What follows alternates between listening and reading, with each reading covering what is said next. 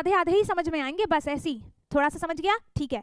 अच्छे से समझ में नहीं आएगा जब तक आप चैप्टर नहीं पढ़ोगे, ठीक है। तो यहाँ पर क्या है, एल शेप का जो एंगल, एल शेप की जैसा जो एंगल होता है उस एंगल का नाम है राइट एंगल। क्या नाम है बेटा उसका? उस एंगल का नाम है राइट एंगल,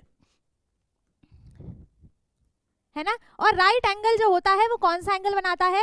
90 डिग्री का एंगल बनाता है, ठीक है। राइट एंगल जो होता है वो 90 डिग्री का एंगल बनाता है। 90 डिग्री का एंगल जो भी बनता है उसको हम राइट एंगल कहते हैं। दोनों चीजें सेम है, 90 डिग्री के एंगल को ही हम राइट एंगल बोलते हैं। आ गया समझ में? अब दूसरा क्वेश्चन क्या है, how many corners does a standard sheet of A4 paper have, है ना। जो इसके लिए आपको क्या करना पड़ेगा, लेटर्स को पहले बड़ा बड़ा लिखना पड़ेगा, ठीक है। तो यहाँ पर हम लिख देते हैं, एक लिख दिया T, एक लिख दिया A और L। बताओ इसमें कितने राइट एंगल्स बनेंगे? कितने राइट एंगल्स बनेंगे? राइट एंगल का मतलब पूरा L बनना चाहिए, है ना। तो यहाँ पर कितने राइट एंगल बन रहे हैं? अब देखो यहाँ पर क्या है, एक तो ये राइट एंगल बनेगा, है ना, एक तो ये वाला राइट एंगल बनेगा, एक इधर से बनेगा, दो तो इसी में हो गए, है ना। इसमें बनेगा नहीं क्योंकि ये पूरा L नहीं बन रहा है, ना इधर बन रहा है, ना इधर, ना इधर, ना इधर। तो इस A में तो एक भी राइट एंगल नहीं है। इस L में एक राइट एंगल बन रहा है और इस L में एक राइट एंगल। तो टोटल कितने राइट एंगल्स हो गए? 1 2 3 4, है ना। तो इस वर्ड में, टॉल वर्ड में हमें टोटल कितने राइट एंगल्स मिले हैं देखने के लिए? 4। Hello dear students of class 4th, welcome to Zenith Guru Shiksha. आज की क्लास में हम कर रहे हैं अपना chapter number 2 hide and seek के ऊपर बेस्ड वर्कशीट की प्रैक्टिस, ठीक है। तो ये हम जो चैप्टर कर रहे हैं, जो हमने चैप्टर 1 किया, ये चैप्टर 2 कर रहे हैं। ये बुक की एक्सरसाइज के क्वेश्चंस नहीं है, ध्यान से सुनना, ये बुक की एक्सरसाइज के क्वेश्चंस नहीं है बेटा।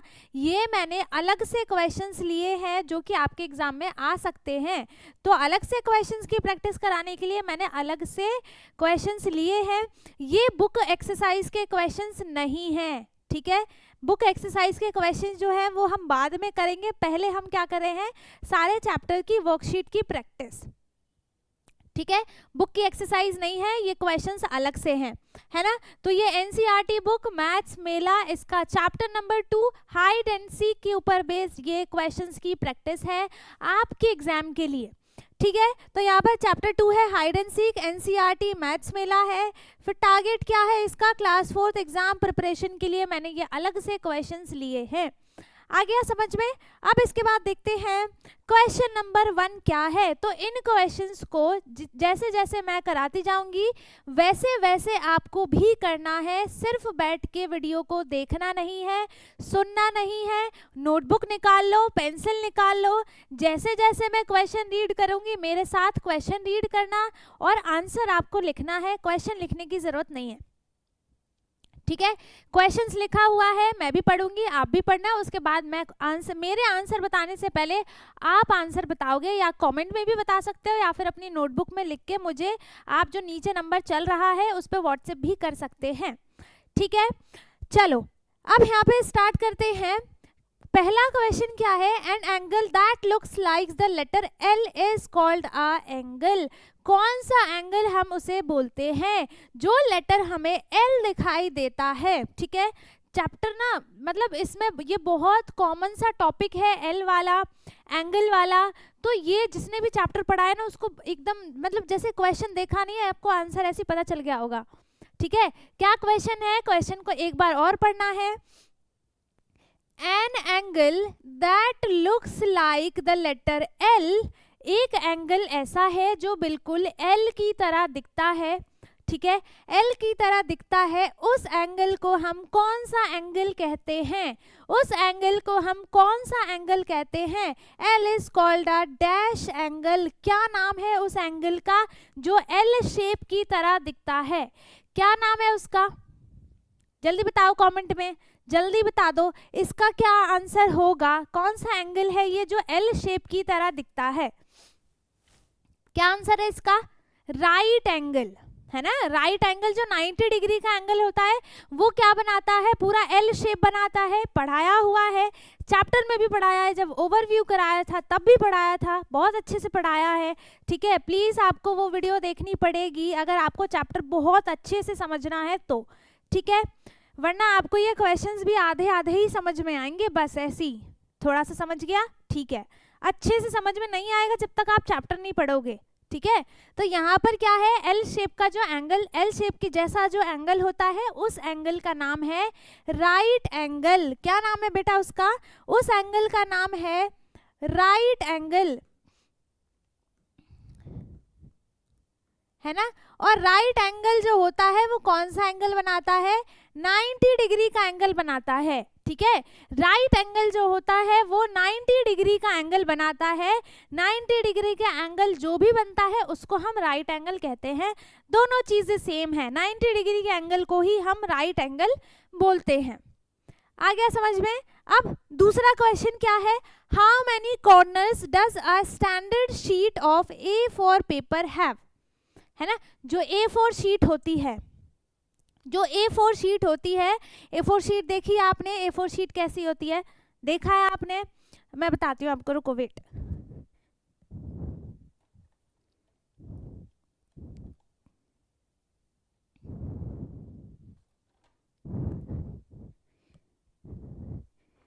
ये यहाँ पर ये जो शीट्स हैं, है ना, ये जो शीट है इसी को हम A4 शीट बोलते हैं, ठीक है। दिख रहा है ये अच्छे से?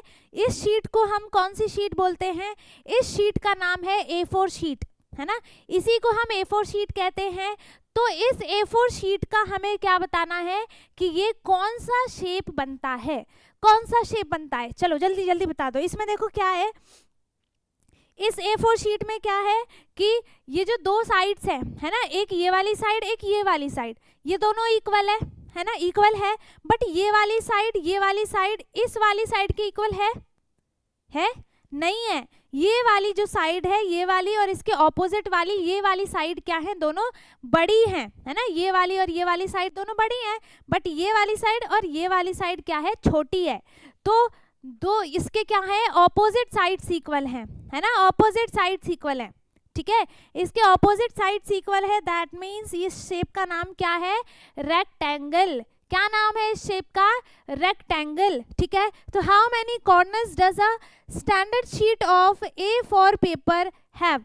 तो हम पहले रेक्टेंगल बना लेते हैं, ठीक है। अब देखो इसके कॉर्नर कितने हो जाएंगे, कॉर्नर कितने हो जाएंगे, रेक्टेंगल की ही तो शीट है ये, है ना।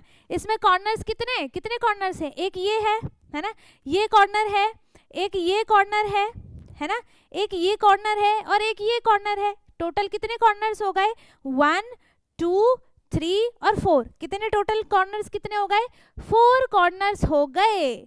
तो यहाँ पर रेक्टेंगल का जो भी A4 शीट है उसका शेप क्या होता है, रेक्टेंगल का होता है। और उसमें कितने कॉर्नर्स होते हैं, टोटल 4 कॉर्नर्स होते हैं। तो how many corners does a standard sheet of A4 paper have, 3 corners. यही लिख देती हूँ, ठीक है। कितने होते हैं, सॉरी 3 नहीं 4 कॉर्नर्स,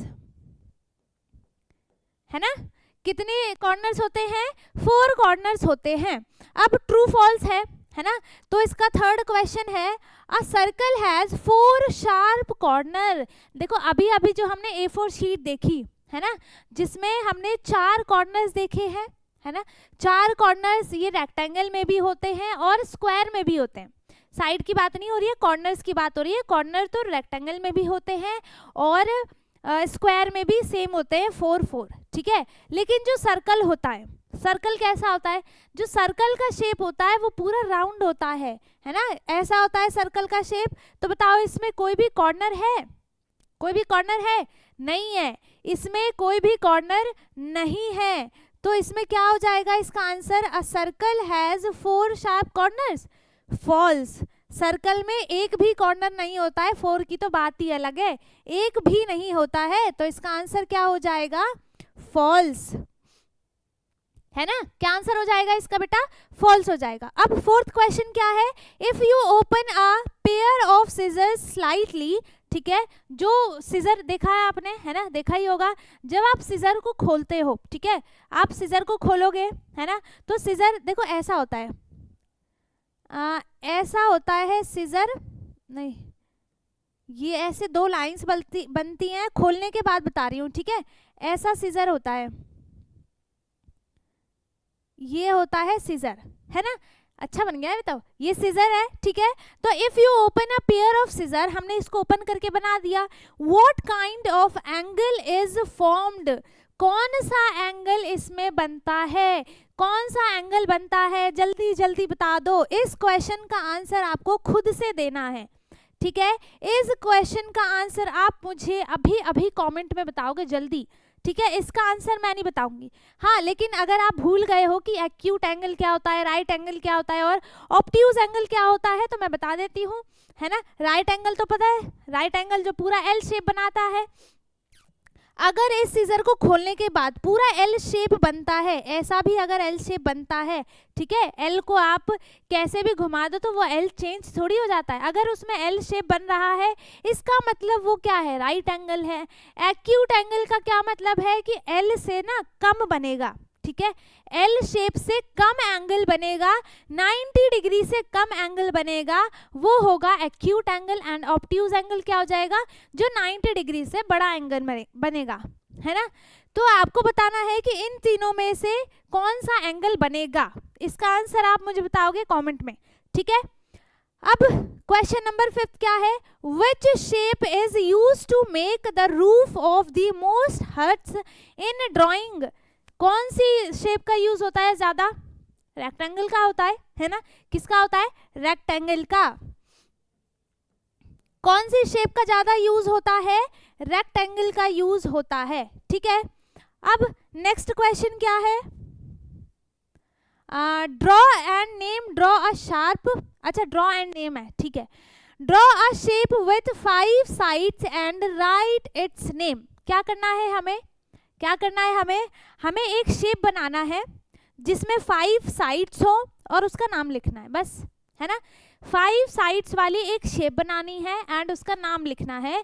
तो जिस शेप में 5 साइड्स होती हैं उस शेप को हम क्या बोलते हैं, उस शेप को हम क्या बोलते हैं, पेंटागन बोलते हैं, है ना। और अगर उसकी सारी साइड्स इक्वल हैं, अगर पेंटागन की 5 साइड्स इक्वल हैं, तो उसे फिर हम क्या बोलेंगे, रेगुलर पेंटागन, है ना। क्या बोलेंगे, रेगुलर पेंटागन बोलेंगे। तो हमें क्या करना है, सिंपली एक पेंटागन बनाना है और पेंटागन का नाम तो मैंने बता ही दिया, ठीक है। तो उसकी स्पेलिंग लिखनी है। तो यहाँ पर पेंटागन कैसे बनेगा, 1 2 3 4 और 5, है ना। ये बन गया यहाँ पर पेंटागन। अब इसका नाम लिख दे यहाँ पर PENTA, पेंटा, GON, गन, पेंटागन। अब इसमें ये नहीं लिखा है कि आपको रेगुलर पेंटागन बनाना है, तो आपकी अगर एक आध साइड जो है वो छोटी बड़ी हो जाती है तो कोई बात नहीं है, ठीक है। अब है second question, angle hunt, angle बताना है। Look at the word tall, है ना। इन टॉल जो ये वर्ड लिखा है, इसमें एक है लेटर T, एक है A, एक है L और 2 बार L है ना। तो इसमें क्या बताना है, how many right angles can you find in these letters, in letters में से आप राइट एंगल कितने फाइंड आउट कर पा रहे हो, है ना। कितने राइट एंगल्स आप इसमें फाइंड आउट कर पा रहे हो, how many right angles can you find in these letters. तो इसके लिए आपको क्या करना पड़ेगा, लेटर्स को पहले बड़ा बड़ा लिखना पड़ेगा, ठीक है। तो यहाँ पर हम लिख देते हैं, एक लिख दिया T, एक लिख दिया A और L। बताओ इसमें कितने राइट एंगल्स बनेंगे, कितने राइट एंगल्स बनेंगे। राइट एंगल का मतलब पूरा L बनना चाहिए, है ना। तो यहाँ पर कितने राइट एंगल बन रहे हैं, अब देखो यहाँ पर क्या है, एक तो ये राइट एंगल बनेगा, है ना, एक तो ये वाला राइट एंगल बनेगा, एक इधर से बनेगा, 2 तो इसी में हो गए, है ना। इसमें बनेगा नहीं क्योंकि ये पूरा L नहीं बन रहा है, ना इधर बन रहा है, ना इधर, ना इधर, ना इधर। तो इस A में तो एक भी राइट एंगल नहीं है, इस L में एक राइट एंगल बन रहा है और इस L में एक राइट एंगल। तो टोटल कितने राइट एंगल्स हो गए, 1 2 3 4, है ना। तो इस वर्ड में, टॉल वर्ड में हमें टोटल कितने राइट एंगल्स मिले हैं देखने के लिए, 4, ठीक है। तो इसका आंसर क्या हो जाएगा, 4 राइट एंगल्स, 4 राइट एंगल्स, ठीक है। अब नेक्स्ट क्वेश्चन क्या है, टॉल को इरेज कर देते हैं। फिर है अब थर्ड क्वेश्चन है clock math. What angle do the hands of a clock make at 3 PM? Draw it. हमें सिंपल सा देखो क्वेश्चन क्या लिखा है, क्वेश्चन पढ़ लिया हमने, समझ में आ गया। अब आपको अच्छे से समझना है कि इसमें क्या लिखा है। इसमें सिंपल सा लिखा है कि आपको एक क्लॉक बनाना है जिसमें टाइम क्या हो रहा है 3 PM, बस। ठीक है, क्लॉक बनाना है, क्लॉक इजी है। क्लॉक बनाने के लिए पहले एक सर्कल बनाएंगे, है ना, पहले एक सर्कल बनाएंगे, फिर क्या करेंगे हम इसमें नंबर्स लिखेंगे। नंबर्स कैसे लिखते हैं, 12 से स्टार्ट करते हैं। यहाँ पर बीच में पहले यहाँ पर 12 लिख दो, फिर इधर लिख दो 3, इधर लिख दो 6, इधर लिख दो 9। ठीक है, अब इनके बीच में इधर लिख दो 1 2, सेम डिस्टेंस पे होना चाहिए, है ना। यहाँ पे लिख दो 4, यहाँ पे लिख दो 5, यहाँ पे हो गया 7, यहाँ पे हो गया 8, यहाँ पे हो गया 10 और यहाँ पे हो गया 11। और सेंटर में क्या बना दो, एक डॉट बना दो। ठीक है, तो यहाँ पे नंबर हमने 12 से लेके पूरे 11 तक लिख दिए, है ना, मतलब 1 से लेके 12 तक लिख दिया सारे नंबर्स, है ना। अब इसमें हमें क्या बनाना है, 3 PM टाइम बनाना है। तो एक हम क्या बनाएंगे, देखो सेकेंड वाला हैंड तो हम नहीं बना सकते। क्यों नहीं बना सकते, क्योंकि सेकेंड वाला जो हैंड होता है वो कंटिन्यूसली चलता रहता है, तो इसमें वो बोला भी नहीं है कि आपको सेकंड हैंड बनाना है। तो हम सिर्फ आर हैंड बनाएंगे और मिनट हैंड। ठीक है, आर हैंड छोटा होता है और मिनट हैंड जो होगा वो बड़ा होता है। तो आर हैंड हम किस पे बनाएंगे, इस पे। ये जो होता है आर हैंड के लिए होता है और ये मिनट हैंड के लिए। ठीक है, तो मिनट हैंड वाला किस पे है, 0 0 पे है ना, 0 0 पे है। तो 0 0 कब होता है, जब मिनट हैंड 12 पे होती है ना। जब मिनट हैंड 12 पे होती है तो मिनट जो है वो क्या होता है, 0 0। ठीक है, अब आर कितना है, यहाँ पर 3 है, तो आर वाली हैंड हम 3 पे बना देंगे और आर वाली हैंड जो है वो थोड़ी सी छोटी बनती है मिनट हैंड से। ठीक है, बन गया। अब इसमें टाइम क्या हो रहा है, 3 PM, है ना। इसमें टाइम क्या हो रहा है, 3 PM इसमें टाइम हो रहा है। अब ये भी क्वेश्चन हो गया। नेक्स्ट क्वेश्चन क्या है यहाँ पर, कंपैरिजन। ठीक है, नंबर्स को कंपेयर करना है। विच एंगल इज बिगर, कौन सा एंगल बड़ा है ना। तो कौन सा एंगल बड़ा हो जाएगा, ये नहीं देखना कि साइज में कौन सा एंगल बड़ा है, कि एक मैंने यही सेम एंगल L यहाँ पे इतना छोटा सा बना दिया और एक बना दिया इतना बड़ा, तो आप बोल दो कि ये वाला एंगल जो है वो बिगर है। ऐसे एंगल नहीं देखते हैं। ठीक है, बिगर का मतलब है किस में एंगल ज्यादा है ना। बिगर का क्या मतलब है कि किस उसमें एंगल में कौन सा एंगल ज्यादा बड़ा है ना, कौन सा एंगल ज्यादा है। तो यहाँ पे है which angle is bigger, the angle between your thumb and index finger. Thumb कौन सा हो जाएगा, ये इंडेक्स फिंगर कौन सी होती है ये। ठीक है, तो यहाँ पे क्या बताना था, the angle between your thumb and index finger, इन दोनों के बीच में जो एंगल बनता है ना, इन दोनों के बीच में जो एंगल बना हुआ है, और the angle of a square corner, कौन सा एंगल बड़ा होता है। देखो स्क्वायर के जो कॉर्नर्स होते हैं उस पर राइट एंगल बनता है ना, ये तो फिक्स है। स्क्वायर के कॉर्नर्स पे राइट एंगल्स बनते हैं, है ना, आ गया समझ में। इसमें जो है, इसमें क्या होगा, इसमें बड़ा हो जाता है। ठीक है, इसमें जो हमारा थंब और इंडेक्स फिंगर होता है उसका एंगल जो है वो बड़ा हो जाता है। ठीक है, पूरा L तो बन जाएगा लेकिन उससे भी बड़ा बन सकता है ना। तो कौन सा एंगल यहाँ पे बड़ा हो जाएगा, ये वाला, your thumb and index finger, है ना। एंगल बिटवीन, क्या लिखेंगे हम यहाँ पर लिख दूं क्या,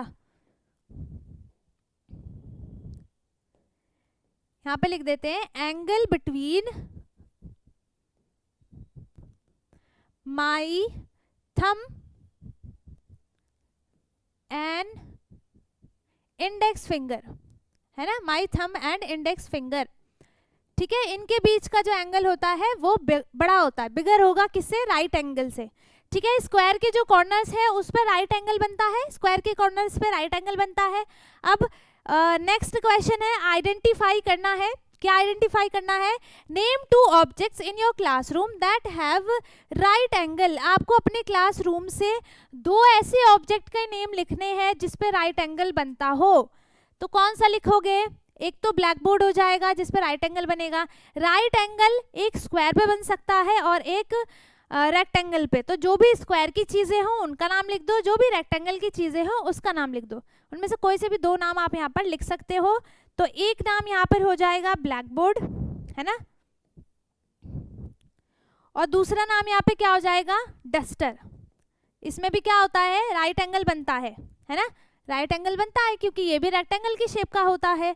अब इसके बाद है the yoga pose, imagine a student doing a V shape straighten with, देखो यहाँ पे क्या हो रहा है कि एक बच्चा है वो योगा कर रहा है ना, तो उसने एक पोज बनाया है जिसमें मतलब क्या बन रहा है, वी शेप बन रहा है ना, वी शेप बन रहा है। उसने अपने पैरों से बनाया है वो एंगल वी शेप का, उसने पैर उठा के और वी शेप बना दिया है ना।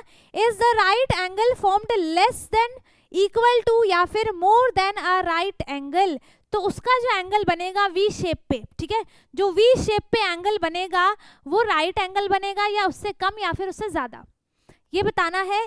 तो यहाँ पर वी कहाँ गया, ये है ना, तो जो v होता है एंगल, v का एंगल होता है वो क्या होता है, राइट एंगल से कम होता है। अगर ये ऐसे बनता, तो अगर आप इसको ऐसे घुमा के देखोगे तो ये पूरा l बन रहा है, बट जो v बनता है ना वो राइट एंगल से थोड़ा सा कम होता है, तो वो क्या हो जाएगा, लेस देन, है ना।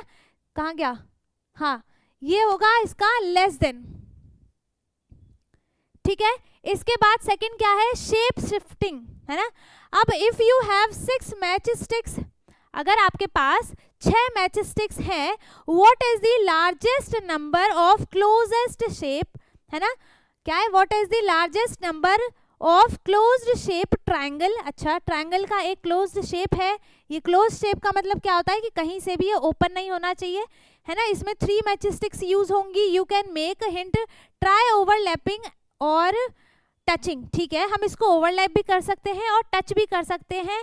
तो ये क्या बनेगा, इसमें हमें क्या बताना है, what is the largest number of closest shape, 3 हो जाएगा ना, है ना। यहाँ पे हम 3 ही तो बना सकते हैं। अगर देखो, अगर आपने यहाँ पे क्या कर दिया कि बड़ा सा ट्रायंगल बना लिया, ठीक है, थोड़ा सा बड़ा बना लिया, तो मैच स्टिक यहाँ पर 2 लग सकती है, है ना, यहाँ पर 2 भी लग सकती है। आप 3 से भी बना सकते हो, एक साइड पे 2 लगा दो या फिर एक साइड पे 3 लगा दो, ठीक है। तो यहाँ पे जो पहले तो यहाँ पे हम क्या लिखेंगे, जो लार्जेस्ट शेप बनेगा क्लोज्ड शेप, है ना, ट्रायंगल, इसमें 3 मैच स्टिक्स बस कॉमन, मिनिमम जो है वो 3 यूज होगा ही होगा, है ना। तो हम लार्जेस्ट इसमें कितना लगा सकते हैं, हम अगर हमारे पास 6 मैच स्टिक्स हैं तो 1 2 3 इसमें और 1 2 3 हम दूसरा भी बना सकते हैं, मतलब हाँ हम यहाँ पर 2 ट्रायंगल्स बना सकते हैं 6 मैच स्टिक्स से, ठीक है, 2 ट्रायंगल्स हम यहाँ पर बना सकते हैं 6 मैच स्टिक का यूज करके, है ना। अब है next angle map, in the map below और imagine one, if a boy turns from north to east, यहाँ पे क्या हो जाएगा, सबसे पहले हमें डायरेक्शन पता होना चाहिए कि कौन सा कहाँ पे डायरेक्शन होता है, तो ये है नॉर्थ, साउथ, यहाँ ईस्ट है और ये वेस्ट है, ठीक है।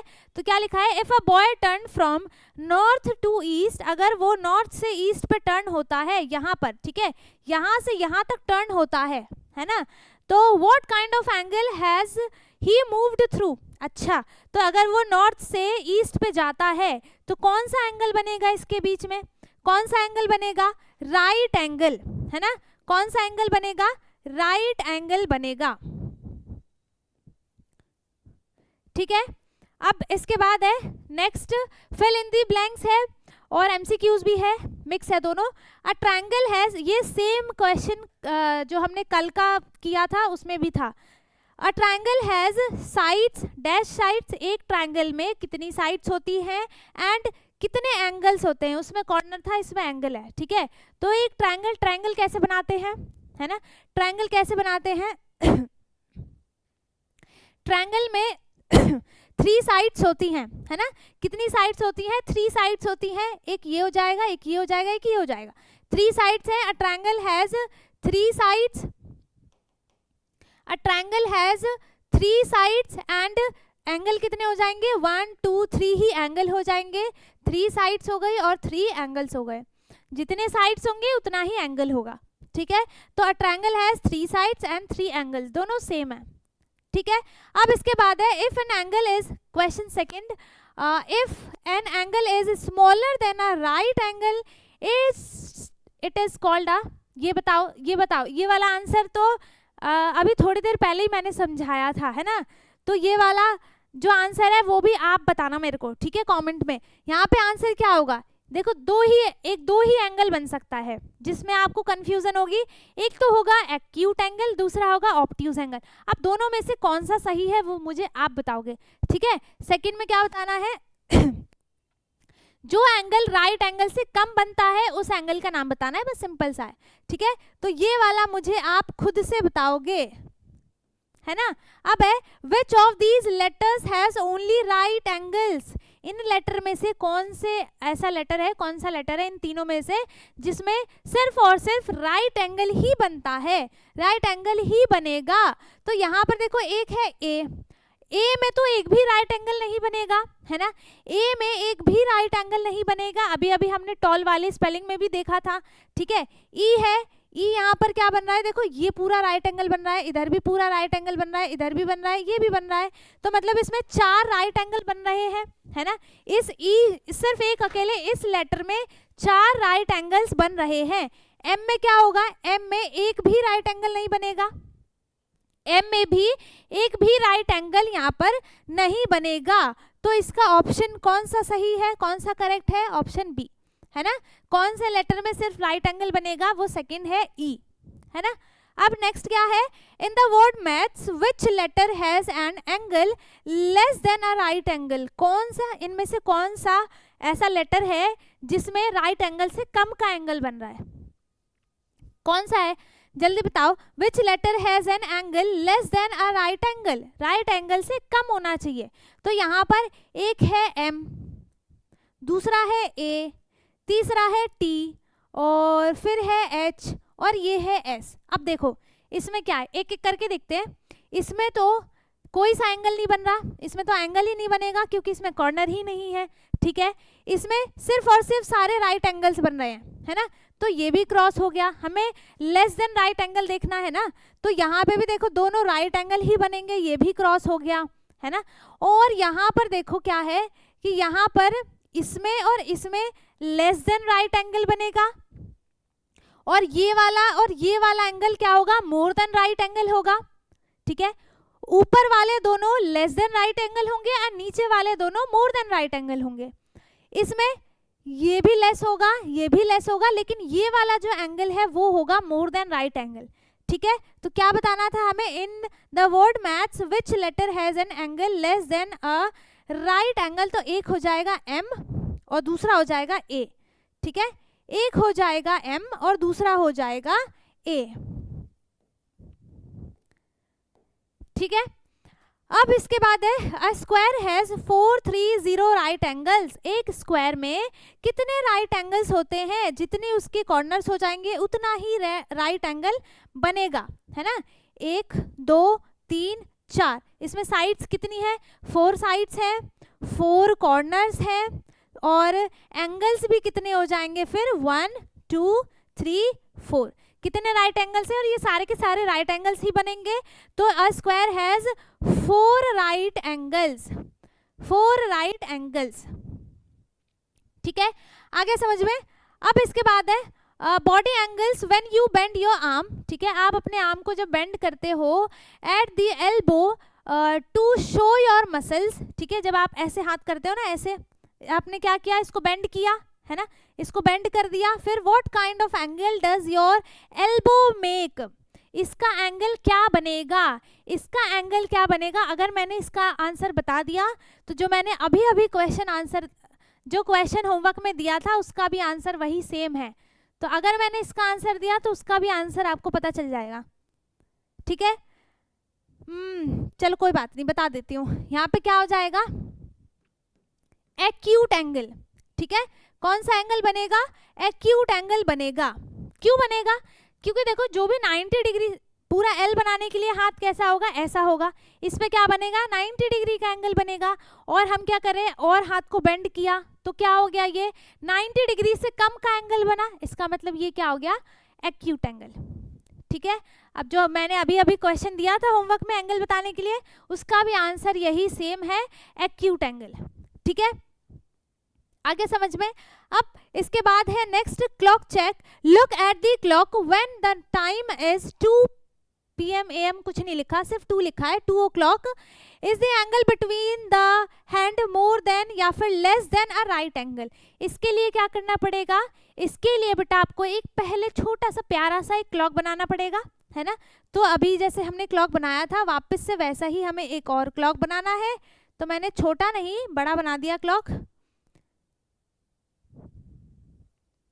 ये बन गया मेरा सर्कल। अब स्टार्टिंग कहाँ से करेंगे, यहाँ से लिखेंगे 12, यहाँ पे हो जाएगा 3, यहाँ पे हो जाएगा 6, यहाँ पे हो जाएगा 9, ठीक है, एकदम सामने सामने लिखना है तभी सही होगा। फिर हमें बीच में नंबर्स लिखने हैं, डिस्टेंस जो है वो इक्वल होनी चाहिए। यहाँ पे हो जाएगा 4, 5, 7, 8, 10 और 11 और एक बीच में एक सेंटर बना देंगे, ठीक है। अब हमें क्या टाइम बताना है, 2 बनाना है ना, 2 o'clock भी हम इसको बोल सकते हैं। इसमें आर जो है वो क्या है 2 है और मिनट क्या है 00 है।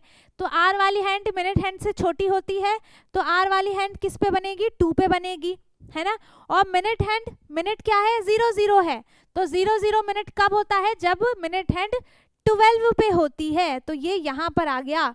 अब देखो इसका जो एंगल बन रहा है, ये टाइम हमने इसमें बना दिया, ठीक है, इसको हम 2 o'clock भी कह सकते हैं, है ना। अब इसके बीच में जो एंगल बन रहा है दोनों हैंड के बीच में, ये वाला एंगल ये क्या है 90 डिग्री से कम का एंगल है ना, 90 डिग्री से कम का एंगल है। तो ये क्या हो जाएगा, less than right angle, less than a right angle, ठीक है। तो अब हमने कर लिया है सारे के सारे क्वेश्चंस को कंप्लीट अच्छे से, एंड आई होप कि आपको सारे क्वेश्चंस अच्छे से समझ में आए। मैंने तो बहुत डिटेल में समझा के उसके बाद कराया है क्वेश्चन। अगर आपको फिर भी समझ नहीं आया है तो आप कमेंट में पूछ सकते हो, बाकी इजी है, चैप्टर पढ़ा है तो आपको एक बार में ही समझ में आ जाएगा। नहीं पढ़ा है तो सिर्फ आपको सिर्फ समझ में ही आएगा, बाकी अगर आपको अलग से क्वेश्चन दिया जाएगा ना तो आपसे नहीं होगा फिर वो। तो आपको चैप्टर भी पढ़ना बहुत इंपॉर्टेंट है, ठीक है। और जो मैंने अभी कराया है वो सारे क्वेश्चंस की बिना देखे आपको क्वेश्चंस क्या करने हैं, लिखवा लो आप, है ना, किसी से भी लिखवा लो। उसके बाद आपको उसको बिना देखे सॉल्व करना है पूरा, फिर आंसर चेक करना कितना करेक्ट है कितना नहीं, तब आपको पता चलेगा कि आपको समझ में आया या फिर नहीं आया, है ना। तो जो मैंने जितने भी क्वेश्चंस कराए हैं उनको आपको अच्छे से याद भी करना भी है प्रैक्टिस, ताकि आपको अच्छे से एग्जाम में, है ना, क्वेश्चन को देख के कंफ्यूज नहीं होना, ठीक है। चैप्टर 1 कंप्लीट हो गया, चैप्टर 2 कंप्लीट हो गया। अब चैप्टर 3 करेंगे हम अपने नेक्स्ट क्लास में, है ना। तो चैप्टर 1 वाली वर्कशीट जिसने भी नहीं देखी है, लिंक आपको डिस्क्रिप्शन बॉक्स में मिल जाएगा। जिस प्लेलिस्ट में हमने पूरे अपने सिलेबस को अच्छे से कंप्लीट किया है, सारे चैप्टर्स किए हैं एनसीईआरटी के, वो प्लेलिस्ट की लिंक भी आपको डिस्क्रिप्शन बॉक्स में दी है। आपको जिस भी चैप्टर के देखने हो सारे के सारे उस प्लेलिस्ट में है, ठीक है, आप देख सकते हैं। बाकी अगर इसमें कोई भी क्वेश्चन, कोई भी टॉपिक अगर आपको नहीं समझ में आया है, आप कमेंट पे पूछ सकते हैं। बाकी अगर सब समझ में आ गया है तो बहुत अच्छी बात है, एक बार रिवाइज कर लेना। बाकी वीडियो को लाइक कर दें, शेयर कर दें, एंड जो चैनल पे नया है वो चैनल को सब्सक्राइब कर ले, ताकि हमारी सारी वीडियोस आपको मिलती रहे। एंड अब हम मिलेंगे अपने नेक्स्ट वीडियो में जिसमें हम चैप्टर 3 के वर्कशीट्स करेंगे, ठीक है। तब तक के लिए bye bye, take care, thank you so much.